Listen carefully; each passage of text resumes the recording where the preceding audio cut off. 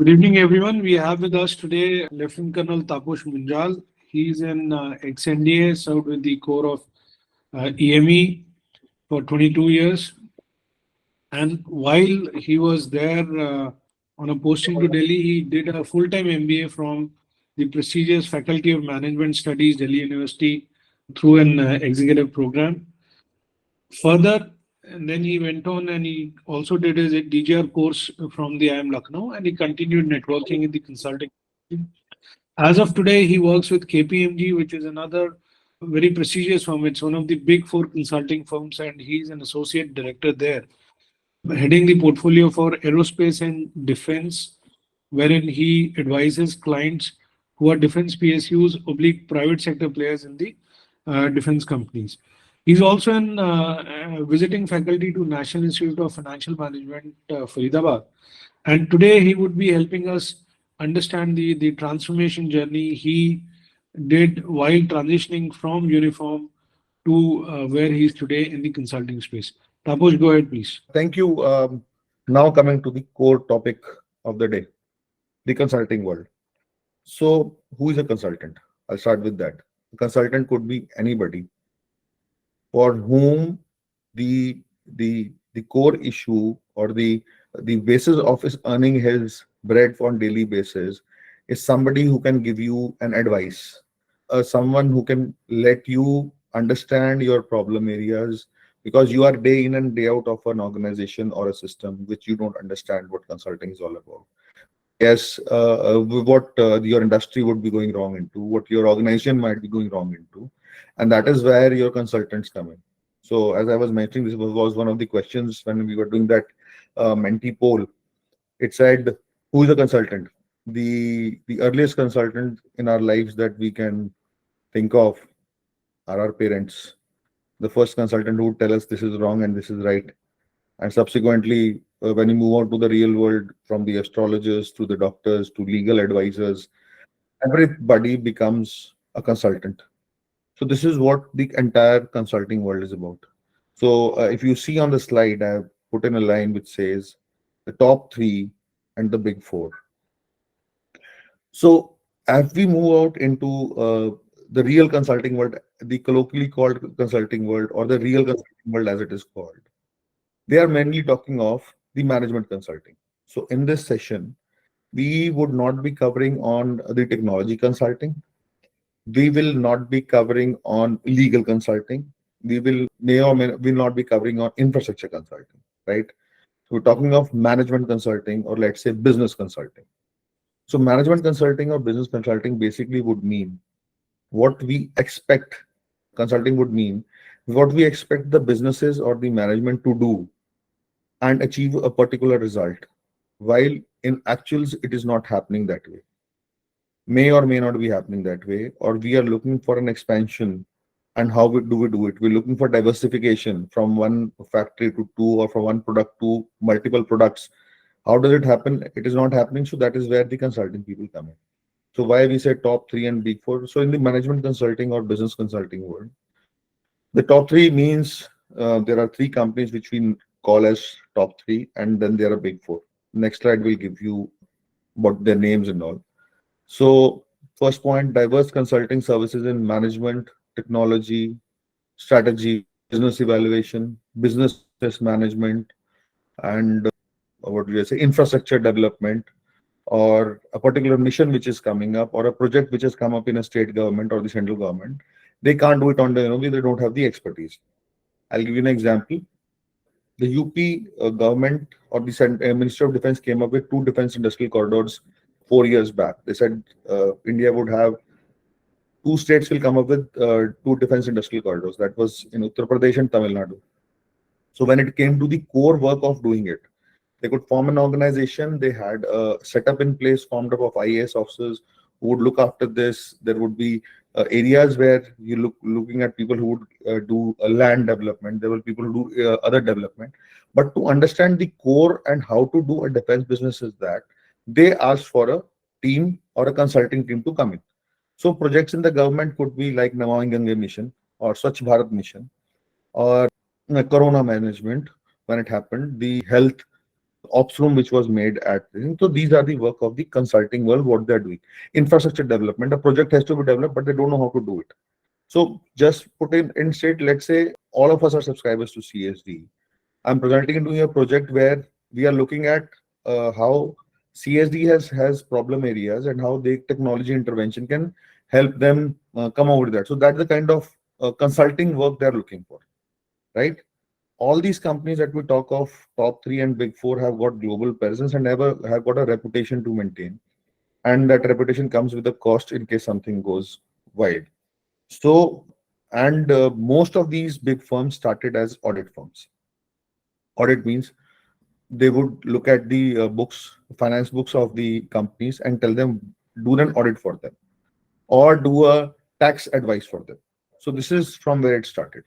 And as we said, the military leadership and problem solving skills align with your consulting demands.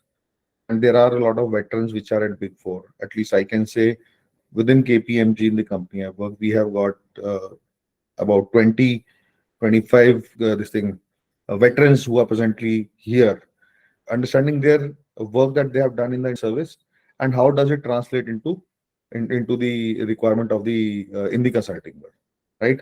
So as I told you, there are big three. So the top three names that you see on the screen, one is the BCG, the Boston Consulting Group, the famous.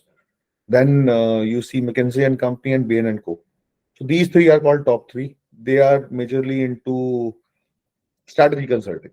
Strategy consulting, if I say, would mean before I start this, let me just give you a broad structure. So all these companies would always have one part as management consulting, one part as business consulting, and some of them may or may not have a government or government-based consulting. So when you talk of BCG, McKinsey and Co, BCG, McKinsey and Bain and Co, they are all strategy-based companies. So when you talk of strategy consulting, it is basically looking at a company's current portfolio, what they're going to do, how long their products are going to last, and finally giving them a long-term perspective. So anybody who has been into the service headquarters, we always formulate or gone through their staff college readings. We will always read a statement called LTIPP, long-term integrated perspective planning. So this is the kind of work that they will do for the bigger companies, right? Let's say they are consulting Boeing.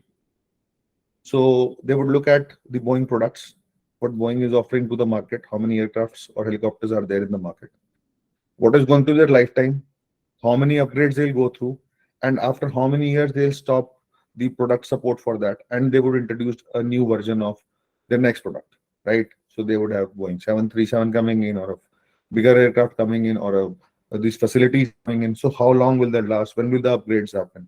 So they are looking at a strategy how the company is going to expand, or possibly they would be telling Boeing or Lockheed Martin that how do they look at the pilot aircrafts coming into the picture, how many years. So we'll say that US says that by 2032 or 33 there will be no pilots in the fighter aircrafts. It'll all be pilotless aircraft. So how does the product grow? When do we look at it? So that's entirely strategy or expansion or diversification. Now coming on to big four. When we look on to say big four, there are four of them: Ernst& Young, EY, PwC, PricewaterhouseCoopers, Deloitte, and KPMG. So all four are called the Big Four. So these essentially were audit and tax firms, which did audit and consulting for the companies. And subsequently, when they grew, when the business grew, when they came about the finances and understanding the businesses, they started the third vertical in the company, which was called advisory, which in our terms in today's presentation also is called consulting. So what do they consult? For audit and tax, it is totally finance related. I'll not touch upon that. But when you talk of advisory and consulting, they can look at a company's product which is happening, how long will it last, what the next step they should do. Or for the government consulting, if they're not able to manage a project, how will to manage it? You get a consultant on board, he will look after this. There are different verticals, there is expertise in that, there is a background knowledge of that, and that is how the advisory part of these big four works. And presently, all of them, as I said, they might or might not have a government or public sector consulting. But as of now, since the government sector consulting has always grown in last about 10 odd years, so all of these firms has something called a vertical called government and public sector, which is only looking at government and public sector clients. It could be Ministry of IT, it could be Ministry of Health, it could be Ministry of Road and Transports, it could be anything. So these are this is what the entire consulting business and the work is all about. So if you to start with some examples which I gave you, I can give you some more. Um, MORTH, MORTH is looking at expansion or a survey of expressway which runs from, let's say, from Barmer or anywhere in the western sector or southern sector and coming down to. So for this road to come up, they would require a consultant who would go on ground and take a survey of the entire people, how many vehicles will pass through, how much the traffic is supposed to be estimated, what is the soil kind of, how many parts it can be broken into, how many areas would be there, what would be the challenges they'll face, and based on that, they would give a recommendation to MORT ki you should go this project in these many phases. This is the first phase, second phase, third phase. These are the number of bridges that you can expect. This is the expenditure in the present sense you can expect. And for this part, one part, it could be desert oriented. So this part should be given to a company who has got expertise here, and this part who has got an expertise here. And based on that, the entire recommendation report, he might say that you please go ahead and formulate your RFP based on that, the request for proposal based on that. I'll give you one more example. The problem statement, a Ministry of Defense on a bigger project is they are going to buy a new equipment and they don't know what the cost is. So they have come on to the cost negotiation stage of a contract. The vendor is sitting in front of them, and now they have to do a cost negotiation. But since they don't have the expertise, the kind of value which we had put on benchmarking versus what has come in the tenders has got wide variance. Why it has come? There's a consultant who is sitting who does defense consulting. He goes down to the nuts and bolts of things, does a full-time costing of the entire project, and tells him that this is the point which should be a reasonable figure in today's market for you to ask for a cost. There should be a reasonable cost for this project. It includes your deliverables, your main platforms, your ESP, training, quality control, spares, and everything totally included. This is the reasonable cost for this project.